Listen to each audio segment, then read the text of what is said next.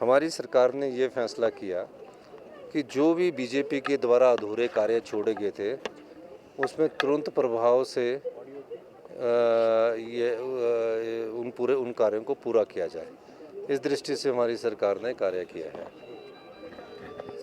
तो अब हम जो इनके अधूरे कार्य हैं उनको पूरा कर रहे हैं।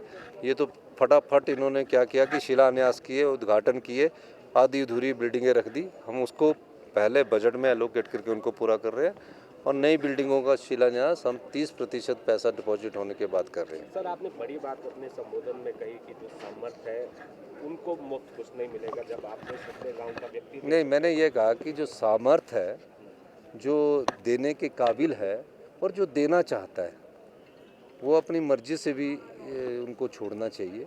तो ये अच्छी बात है ना।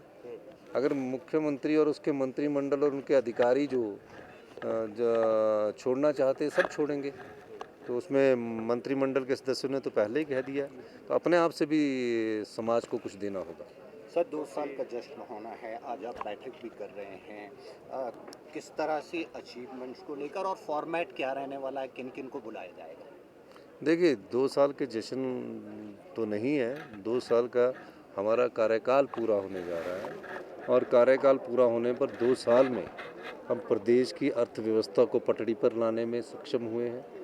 2 साल में हमने कई विभागों में व्यवस्था परिवर्तन किया है और कई बार कहा है हमने कि हम सत्ता में सत्ता सुख के लिए नहीं आए हैं, व्यवस्था परिवर्तन करने के लिए आए हैं। इसलिए फैसले लेते हैं। हम फैसलों से नहीं घबराएंगे क्योंकि फैसले हिमाचल के हित में, व्यक्तिगत हित में नहीं है। पर जो भारतीय जनता पार्टी की सरकार थी उन्होंने व्यक्तिगत और पार्टी हित में जब फैसले लेकर प्रदेश की संपदा को लुटाने का कार्य किया, हमारी सरकार उस प्रदेश की संपदा को लुटने ना देगी, ना लुटाने देगी, बल्कि उसको संपदा को अपने पास लाकर आम किसान, जनता और महिलाओं के सम्मान के लिए और युवाओं को रोजगार देने के लिए खर्च करेंगे। सर, हाइड्रो पावर प्रोजेक्ट में जो पिछले दिनों जो कोर्ट का ऑर्डर आया था उसमें सरकार ने 64 करोड़ जमा कर दिए गए हैं, ये इन प्रोटेस्ट है क्या? नहीं, ऐसा होता है कि जब सरकार 64 करोड़ रुपया जब उसका आर्बिट्रेशन और सिंगल बेंच ने फैसला किया है, उसके पास एक नियम है जिसमें जो जिसने पैसे लेने होते हैं वो बोलता है कि आप किस प्रॉपर्टी का वो करेंगे। उस नियम के तहत उसमें आगे बात करते हैं और उसकी अपील तब सुनी जाती है जब उसके पैसे जमा होते हैं। तो उसमें पैसे जमा करने में थोड़ी सी देरी हुई, मैंने उसकी भी जानकारी प्राप्त की है।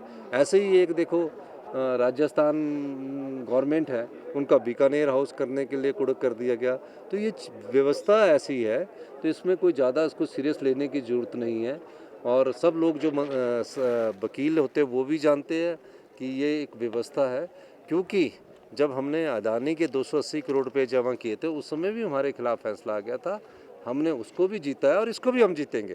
तो मेरा कहने का मतलब है कि जो प्रदेश की संपदा को लुटा दिया जाता है कि इनको दे दिया जाए, वो हमारी सरकार नहीं करने वाली है। आखिर में सर, महाराष्ट्र जो चुनाव के नतीजे आए हैं, कर्नाटका की जो तंत्र में ये सब चलता है। भारतीय जनता पार्टी 2 MP हुआ करते थे, उसके बाद चलता है। और तीसरी बात ये है कि जब किसी पर शक होता है, जब जो ईवीएम बनाने वाले उन्होंने बंद कर दी, तो एक बार जनता की मांग को रखते हुए बैलेट पेपर पर हो जाए कोई फ़र्क नहीं, शक शुबा दूर करना ना। अब टेक्नोलॉजी तो कोई भी है, किसी भी टेक्नोलॉजी को हैक किया जा सकता है। वो तो जो टेक्नोलॉजी के ज्ञाता है एलन मस्क, उसने भी बोला है। तो अगर शक दूर करना हो तो एक बार हिंदुस्तान में बैलेट पेपर पर भी चुनाव हो जाए तो शक भी दूर हो जाए। धन्यवाद।